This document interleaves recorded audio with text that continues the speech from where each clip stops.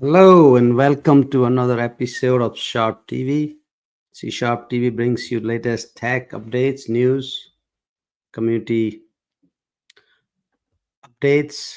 My name is Mahesh Chand. I'm founder of CSharpCorner. Today we are going to talk about generative AI. I'm sure most of you are familiar with the term generative AI, but today I'm going to discuss more, get into more details what generative AI is all about. Sarthak, welcome to the show. Rohit, welcome to the show. Jayasai Prakash, welcome to the show. Thank you everybody for joining. Some of you are joining in the evening, so good evening to you. Some joining in the US, good morning to you. It's 11 a.m. Saturday. I'm here from Philadelphia, outside of Philadelphia. Nice weather. Summer is here, by the way. So Philadelphia is summertime. Looks like we got a bunch of people joining us. Very exciting stuff. Gen AI is the new future. Generative AI, we are going to talk today. Every Saturday, um, I'm going to bring this new show focused around AI, Gen AI, prompts, anything else around those topics. So today's our first show on this. So feel free to ask your questions, chime in. If you have any feedback, feel free to share that. Share on your social media, let people know if you like this show.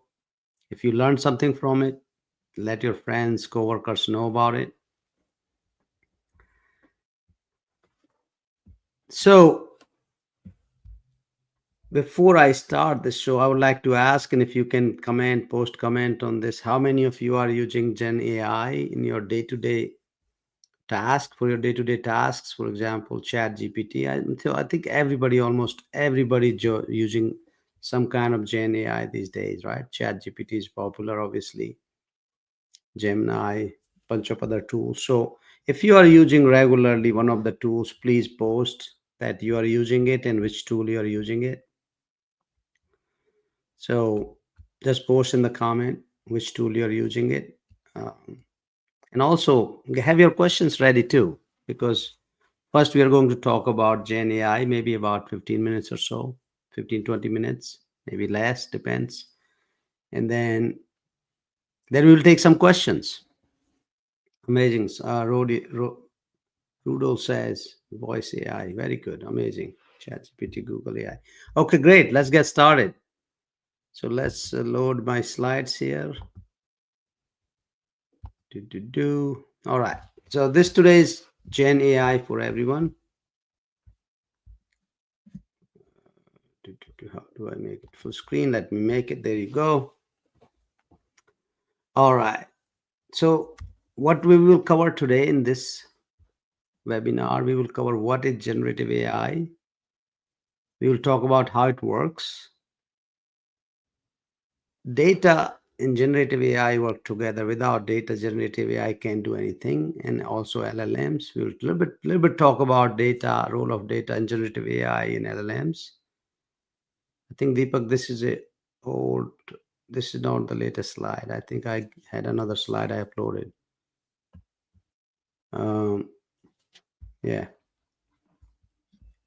it's fine. We'll take from there. I thought I had new slides. No worries. We'll talk about generative AI, importance of prompts and models and pros and cons. So let's go through this, right?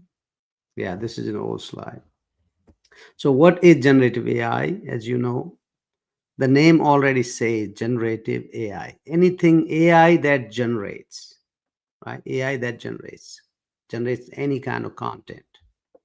That's called generative AI. Generative AI is a part of AI. So when you look at AI, there's AI just a big word for all kind of artificial intelligence.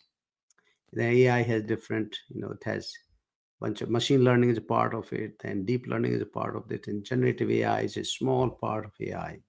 And today we are talking about generative AI. So when you think of these tools like ChatGPT, Voice AI, Gen AI, Midjourney, Sora, they all come under generative AI. And there's hundreds of tools like that. And some are general tools, some are specific tools.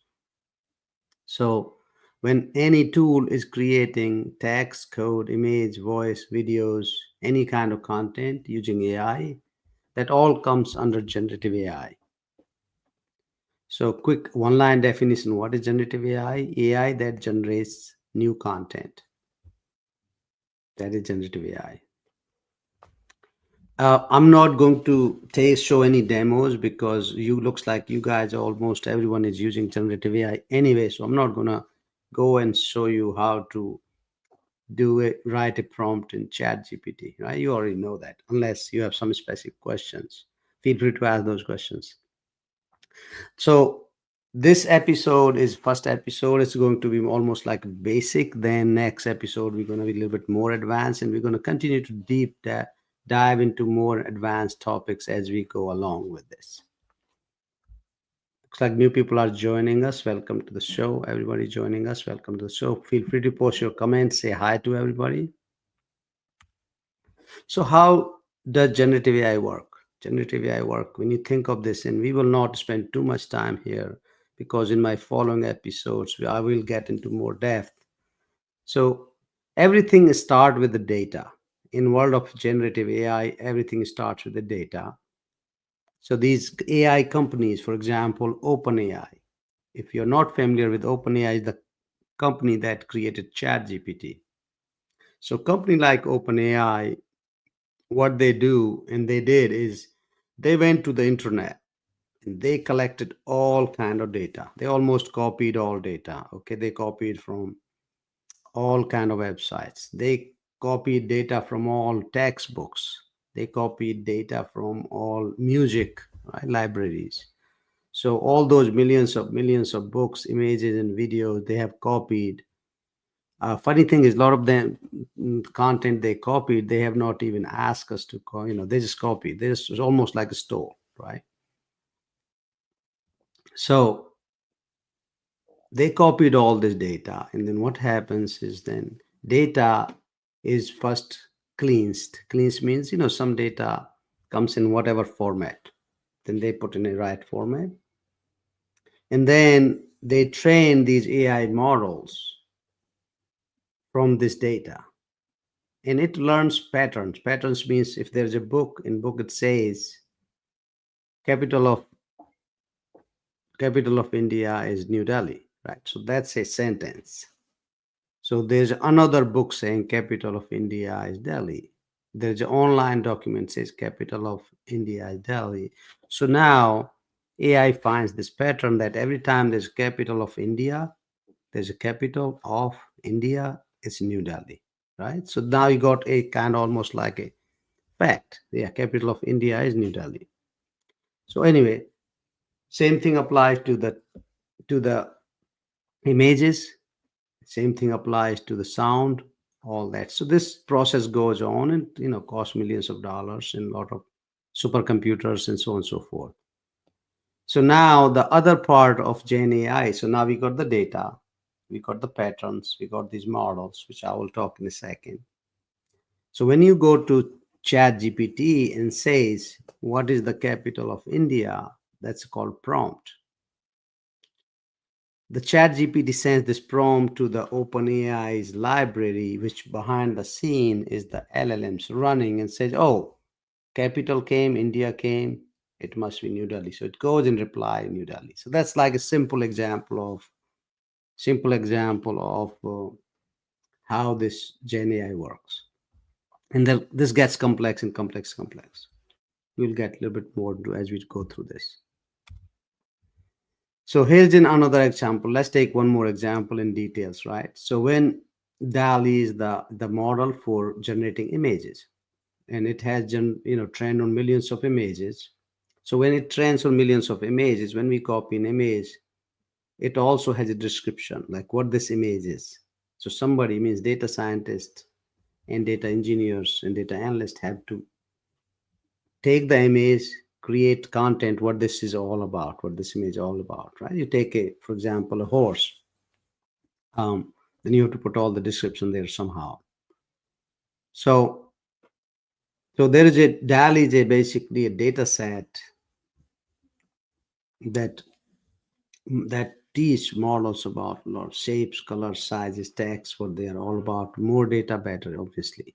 So When you create an image, sometime you will see that image you can create in Copilot, image you can create in Gemini, image you can create in Midjourney. They will all generate different images. Their quality is different. And quality of those images being generated is depending on the how much data they have trained them, what kind of image quality image they're generating, and so on and so forth. So think about that. So first thing is data, right? Data is trained. Then there's something called neural networks and transformers. So neural networks is a they're like algorithms created the way our human mind works, right? Our human mind's how it works. So as a child, we look at something, and first thing we look at is mom, dad, right? So somebody's teaching a child, a baby start talking, and parents will say, "Oh, mom," "Oh, dad," "Oh, dog."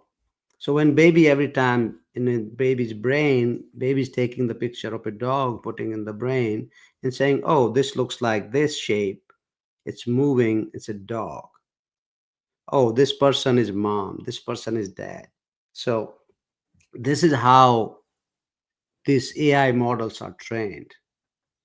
And then there is next thing is called transformers. So transformers are the one they transform the text, process the text, and then go and recognize the words and compare them. And that's how they matches, right? So now let's take an example.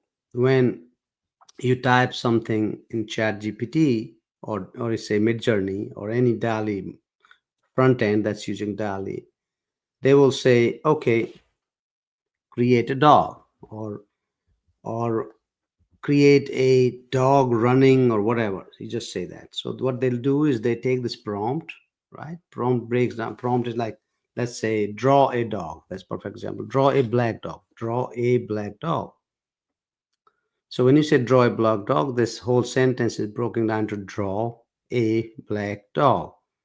And these are the tokens, and they find the context in the back end behind the scene. Say they look for the dog, they look for black, and then drawing means they need to draw something. So that's what it works, and then comes, and then they generate the images behind the scene. And now once the output is generated, you can give a feedback. Is it good? Is it bad? I don't like it. I don't use it. Or you're asking more questions about it if the image is bad. For example, you know, you say draw a dog, black dog, and the black dog is great, but it's not cute. Then you say draw a black dog uh, with healthy, whatever. So anything input you gives him, AI keeps adding that behind the scene into its model, into its database, into its data set, and this start keep learning and get better. In other words, more you use, more data you feed it, more data it has, more it learn and trained on, better it gets. So hopefully you guys learning something. Hopefully I'm making sense here. But if you think anything is confusing, feel free to ask questions. After this, I will take those questions. So one thing comes in discussions is LLM, large language model. And large language model is very important part, or I would say the most important part of generative AI. Large language models, you can think of a brain, right? When you think of a generative AI, there are three components to it. One is front end. Front end of generative AI could be, for example, ChatGPT. ChatGPT is a front end, means all you do is put a prompt in there, and that's all it does. It's take the prompt, it takes the input, shows you the output. That's what ChatGPT is, right? ChatGPT doesn't do any work its own. What ChatGPT does, it passes that input text called prompt to the LLM, large language model. Large language model is the brain behind that does everything. It has the data set behind that, works with the data set. It has algorithms, right? It's processing. It runs on supercomputers. So when you pass something, say draw a dog, that LLM listens to that draw a dog and then does all the what we explained just now, token and context, and draws that. So most of these large language models are trained on billions of parameters. So it means there's billions of parameters, like one parameter is a dog. And then there are multiple millions of combination of those, like cat jumping, dog jumping, right? Dog eating. all that. This is becomes like a combinations. Um, as I said, so you probably heard this say, "Oh, OpenAI is investing hundreds of millions of dollars each month," which they are. So what they have done is they have taken entire world's database, store in it these big databases, giant databases, and they are running these models on supercomputers. That's why they partnered with Microsoft, because initially they didn't have billions of dollars, so Microsoft invested billions of dollars for them and gave them this Azure supercomputing powers, and that's where GPT runs. So GPT-4 is OpenAI's latest large language model. So here's an example, right? This is a how what role LLM plays in generative AI. So there is input, right? You just put input, it becomes a Gen AI prompt. Prompt goes to LLMs. LLMs does its own thing and generates the output and shows to the UI. That's pretty much like a simple mechanism under generative AI. Generative AI actually is not, even though it's AI behind the scene is AI, but as a user, you don't use much. You don't really need to use and do much about learn about AI a lot at all, or as a user, right? But when you're building the Gen AI models or Gen AI systems, then you need to really dig deep into how these large language models are developed, what algorithms are used, what hardware used. So if you are just a user, and most people are, right? 95% of 98% of people are just users of Gen AI. They're consumers. They're not building Gen AI tools. So you will probably, if you're not really a data scientist or working for a company that's building its own large language model or small language models, you probably won't even need all the details. But it's good to know how it works behind the scene. It's always good to know that. So that's a little bit here on this screen is what is role of data science in AI models. Well, data scientists, when we remember, we just talked about the data. Initially, you just get all kind of data. Data is coming from database, coming from internet, coming from web pages, PDFs, books, scanned, all those. So data scientists, what they do is they curate all the data, put in the right format, cleans it, make sure there's no junk data. Also make sure the data accuracy is there, right? Without accuracy, there's going to be a problem. So that's what data scientists do. So when you think of a what job is growing, one of the fastest growing job is the data scientist job. Why? Because of these reasons. Because AI heavily rely on data, Gen AI especially, right? Gen AI heavily rely on this data, and without the data, and data is if data is bad data, it's a problem. So data scientists play a major role, and this role will continue to grow in coming time.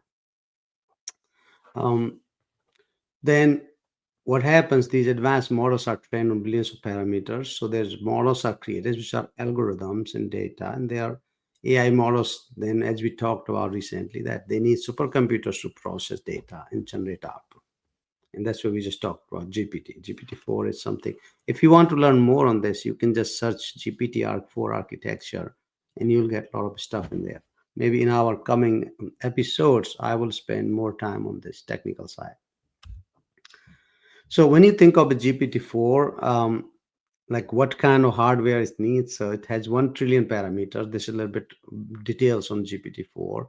It runs on these NVIDIA supercomputers, and in this GPT-4 has 25,000 or more GPUs running, right? So there are 25,000 of supercomputers sitting in somewhere. They have 20 million GPU hours. It's trained on that, and it has stores dozens of petabyte storage. So when you think of petabytes, go do and research how many zeros are in petabyte storage. And it costs 100 million plus GPU cloud compute. That's from Microsoft. It costs almost $120 million just to train GPT-4 model. Right. So you get the idea. It's a massive undertaking. So let's talk about some of the popular Gen AI models. What are they are, what they do. So one of the most popular GPT-4, as you can see, it generates text to text. So you say, this say, can you write me a poem? Can you create code for me? Can you write a sorting algorithm in Python? All those things. So that's it takes text, it generates text. These are popular ones, right? DALI is in Midjourney. Those are two most popular models for just generating text to image. So if you're trying to generate text to image, if you're trying to generate text to movies, Sora is a model from OpenAI that focuses on generating text to movies. You already heard of GitHub Copilot. It also uses behind the scene with another model. It generates text to code, and there's Adobe Firefly that generates image to image. Sono is another model that generates sound to music. So if your interest is, depending on what your interest is, you can focus on these different models. Looks like more people join. Everybody, welcome to the show. Today we are talking about generative AI. If you are late and you missed the show, this video will be recorded and available to download immediately after the show on YouTube, on LinkedIn, even Twitter. It will also be available on C Sharp Corner's YouTube account and also on C Sharp Corner website and video section as well. So generative AI is not perfect. It has some issues, it has problems. So when you're thinking about using generative AI, you have to make sure that whatever content you're getting from it, it's it depends on what you like. If you're generating an image and you like it, doesn't matter, right? It's fine. If you are saying, oh, write me a letter, some kind of legal letter, you want to make sure that somebody is checking that for the accuracy, for the proof there's no mistakes in there. So think of Gen AI is your assistant, which is just doing your work, but they're not smart. That's why you got to think of them. They're generating content based on what they know, what they have. It doesn't mean it's accurate. It also get hallucinations. Hallucinations means if you ask Gen AI something and they can't find the right data, or they can't find the match, it creates its own thing, and that could turn into a problem, right? So you have to make sure that the you are proofreading the content generating. Sometimes it can also have the wrong text, right? So if, for example, if a model is fed the wrong code and you're asking to generate the code, it's going to generate the wrong code, right? It's wrong, maybe old code. It could be in, for example, Copilot, right? If you use Copilot to generate code, or you use ChatGPT to say, oh, write me code for this sorting an array using this, right? So what it's do is whatever code it has when it was trained, it's going to generate new code based on that. That could be 6 months old, 8 months old. It could be an older C sharp language. It could have issues, security issues, right? Depends on where the model was trained from. So you have to make sure that uh, once the content is generated, that it's accurate, it's the one you want, you've tested it, things like that. So where are we going? The future, where is the future heading with Gen AI? I think it's pretty bright. There's going to be a lot of more applications, and they're already being developed right now. So, you're saying, I think you'll have your own personal AI doctor. For example, you'll be talking to some kind of AI tool. It could be a hardware, it could be even your phone, and saying, hey, I have a headache. It's in brain, it's in the left side. I do this. It's going to start recommending you something, say, or you can say, I have a pain in my stomach, and what could I do? So you just start chatting with it. It becomes, there can be devices where you can talk to them as a voice. So that's coming soon, right? And so who knows? In the way hardware innovation is going, it could have a person literally, I have doctor kind of looking, and you just talk to that person. Who knows? AI tutor, you can definitely have AI tutors in coming time where you can say, I want to learn this, I want to learn at low speed, I want to learn in Hindi, all those things, they're coming. Obviously, you can create music and movies and video games. So in future, I can just sit here and type and ask Sora to create an action movie that will include these characters. So imagine your imagination is the is the key here, and you can imagine things. And most of the time, this Sora can create the movie for you in high quality, and you can watch your own movie. How cool is that? That's pretty cool, right? You can write your own storybook. You can write your comics book. You can do all that by yourself.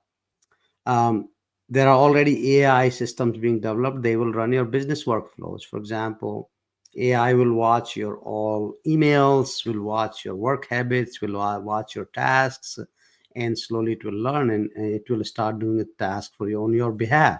You can always confirm, you can always approve, you can always do all these things. But this is coming very soon. In next year, next 2 years, next 3 years, there's going to be Gen AI, and this kind of AI is going to be everywhere. We can see. You can have your own digital AI digital twin. For example, if you're sleeping, and your AI twin could be talking to somebody, right? For example, I'm here running the show. In future, I may be sleeping or doing something else while my twin is running probably this show. That'll be cool. Uh, okay, that's cool, guys. So next, this was it for today. So we'll take some questions after this. But the next episode, same time, I'm going to talk about prompt engineering. Prompting is the key for Gen AI. If you want to get best out of it, if you want to become a really productive, prompt engineering is the key. And don't worry about the name prompt engineering. It's not complex as it sounds, because when you think of engineering, it always sounds like, oh, it's very complex topic. Prompt engineering is not complex topic at all. It's very simple. So next week, what we will do is we are going to talk about prompt engineering, same time, Saturday, 11 a.m. Now let's take some questions. Okay, looks like let's take some questions, guys. Hopefully, look, a lot of people joined us. That's great. Thank you, everybody, for joining. It looks like some people joined late. Um, let's take some questions. Rajesh is saying, you can stop sharing my screen, Deepak, now. Let me see. Rajesh is saying, so LLMs consist of data as well. Yeah, so data is a part of these large language models. They're all behind the scene running the whole thing, right? um, a data set is sitting somewhere, right? Data set is sitting somewhere.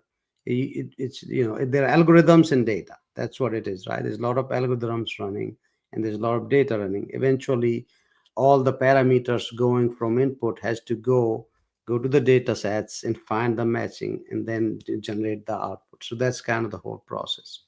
I will talk about LLMs more in my upcoming show, how to create your own LLMs. We will also talk on that in details as well. By the way, we on C Sharp Corner, we have already created our, it's not LLMs, small language model. And the difference is because focus is on education and C Sharp community only. Okay, so let's take another question. Sarthak says, so do you think in the future AI models will be smart enough to figure out the best prompts on their own without us writing them? So prompting is really, answer is yes. So there's already, I don't know if you know John Godel, he's part of our team. He was also CEO of Alpine Gate AI. We have created something called smart prompting for C Sharp Corner. It's coming on C Sharp Corner in the next few months, where you can input a little bit. You can have your intent, what you're trying to do. And if you're not smart in writing a prompt, it's going to write prompt behind on your behalf. But the key again is it has to learn more about you, your habits. It has to know what exactly are you trying to do. The intent still has to go to the AI. If you don't know the intent, it's without the intent, the prompting, writing smart prompt will be really hard. So for example, I can just say, oh, create a movie. All right, but that's input. But AI won't know, LLMs won't know what kind of movies. So it will ask more details. Hey, is it action movie, or is it a funny movie, or is it a comedy, or is it a whatever? Then it'll say action movie. Oh, it's action movie. Do you want to use this as a warrior old age new action movie, or you want like a Tom Cruise action movie?